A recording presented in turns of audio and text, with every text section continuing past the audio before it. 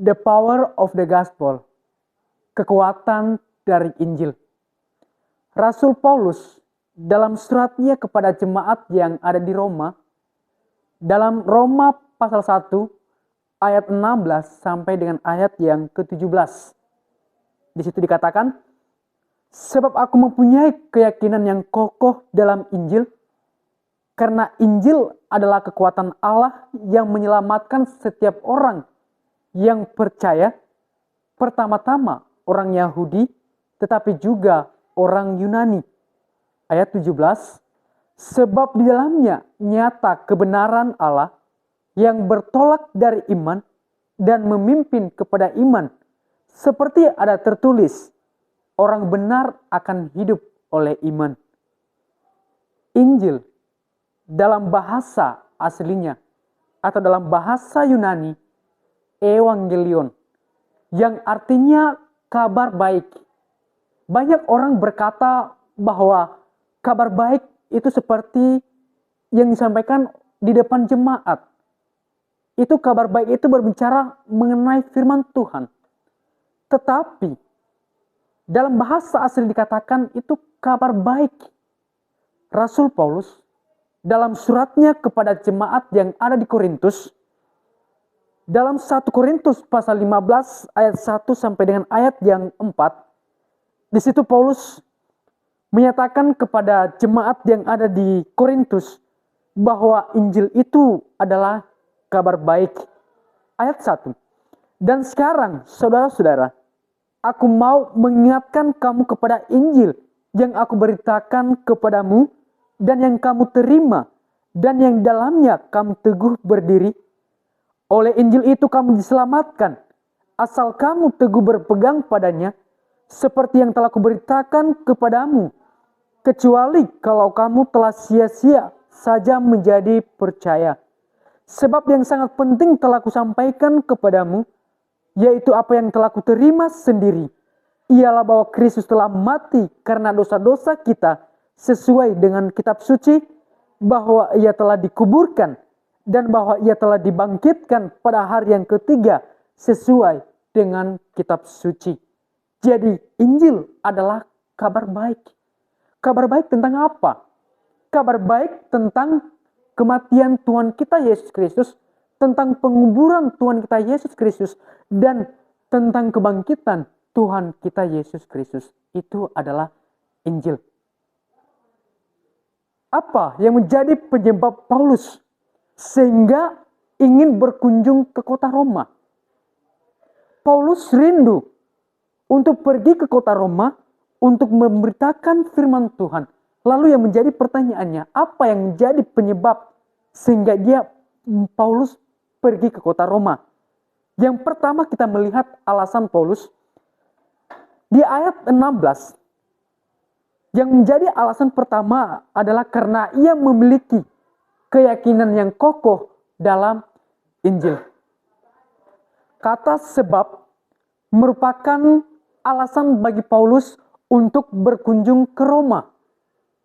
Selain itu, dalam ayat 14, dalam kitab Roma, pasal 1 ayat 14, di situ Paulus menyatakan kepada jemaat yang ada di Roma, aku berhutang baik kepada orang Yunani, maupun kepada orang bukan Yunani, baik kepada orang yang terpelajar, maupun kepada orang yang tidak terpelajar. Jadi Rasul Paulus sangat rindu untuk menyampaikan firman Tuhan kepada jemaat yang ada di Roma.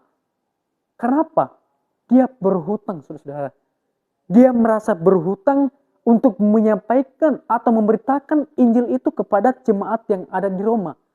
Di ayat 15, selanjutnya dia katakan, itulah sebabnya aku ingin memberitakan Injil kepada kamu yang juga yang diam di Roma. Paulus berhutang kepada jemaat yang ada di Roma untuk memberitakan firman Tuhan. Dalam terjemahan AYT, Roma pasal 1 ayat 16, di situ Paulus mengatakan, aku tidak malu terhadap Injil. Mengapa Paulus mengatakan hal demikian? Sehingga dia menyatakan itu, aku tidak malu terhadap Injil. Saudara, Yesus dalam kitab Markus pasal 8 ayat 38 situ Yesus mengatakan, sebab barang siapa malu karena aku dan karena perkataanku di tengah-tengah angkatan yang tidak setia dan berdosa ini, anak manusia pun akan malu karena orang itu apabila ia datang kelak dalam kemuliaan Bapanya diiringin malaikat-malaikat kudus. Paulus tidak malu terhadap Injil. Karena apa? Yesus sendiri menyatakan bahwa barang siapa malu mengakui aku dan karena perkataanku di tengah-tengah angkatan yang tidak setia ini, maka Yesus juga akan malu terhadap orang itu. Kemudian Paulus juga menasehati Timotius sebagai anak muda dalam 2 Timotius pasal 1 ayat 8, di situ Paulus mengatakan, jadi janganlah malu bersaksi tentang Tuhan kita, dan janganlah malu karena aku seorang hukuman karena dia, melainkan ikutlah menderita bagi Injilnya oleh kekuatan Allah. Kemudian dalam 2 Timotius pasal 2 ayat 15, di situ juga Paulus mengatakan kepada Timotius, usahakanlah supaya engkau layak di hadapan Allah sebagai seorang pekerja yang tidak usah malu, yang berterus terang memberitakan perkataan kebenaran itu. Jadi Paulus menasihati Timotius agar apa? Supaya Timotius tidak malu untuk menyampaikan Injil itu. Karena Injil adalah kekuatan Allah. Alasan yang kedua yang menjadi penyebab Paulus ingin berkunjung ke kota Roma adalah karena ada alasan di balik keyakinan Injil itu. Alasan di balik keyakinannya adalah karena Injil itu adalah kekuatan Allah. Apa saja kekuatan Injil itu? Kekuatan Injil itu mampu menyelamatkan orang yang percaya kepada Injil itu.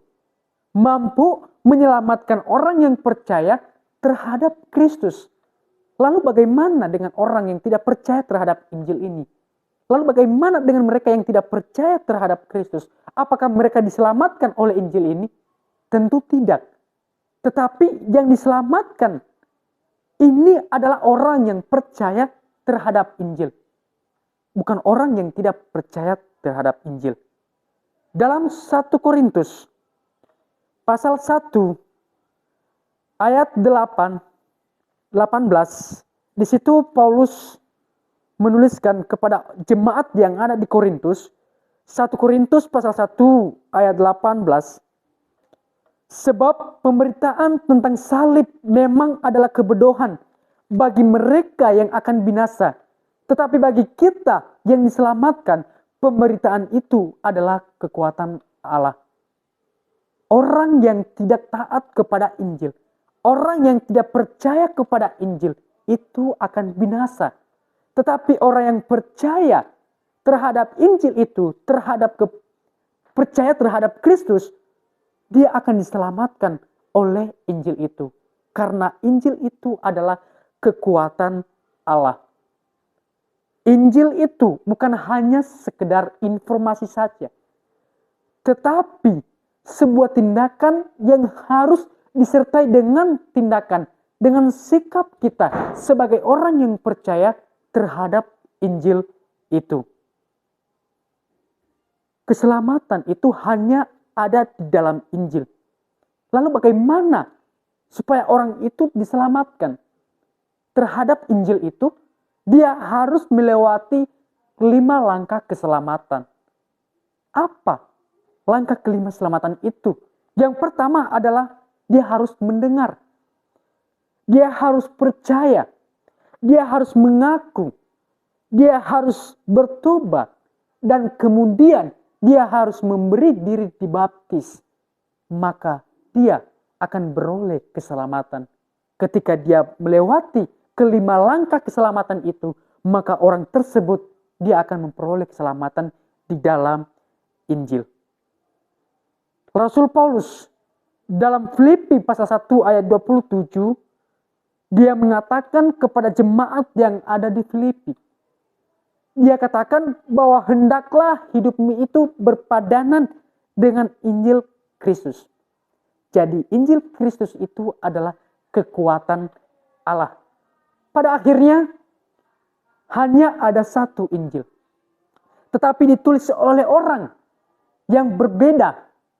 Ada Matius, ada Markus, ada Lukas, dan Yohanes. Tetapi di antara keempat ini hanya ada satu Injil. Dalam Efesus pasal 4 ayat 4. Dan Injil itu adalah kabar baik. Dalam 1 Korintus pasal 15 ayat 1 sampai 4, Rasul Paulus menyampaikan kepada jemaat yang ada di Korintus bahwa Injil itu adalah kabar baik tentang kematian Tuhan kita Yesus Kristus, tentang penguburan Tuhan kita Yesus Kristus, dan kebangkitan Tuhan kita Yesus Kristus. Dan Roma pasal 1 ayat 16 dikatakan bahwa Injil itu adalah kekuatan Allah yang menyelamatkan setiap orang percaya. Terima kasih, Tuhan memberkati.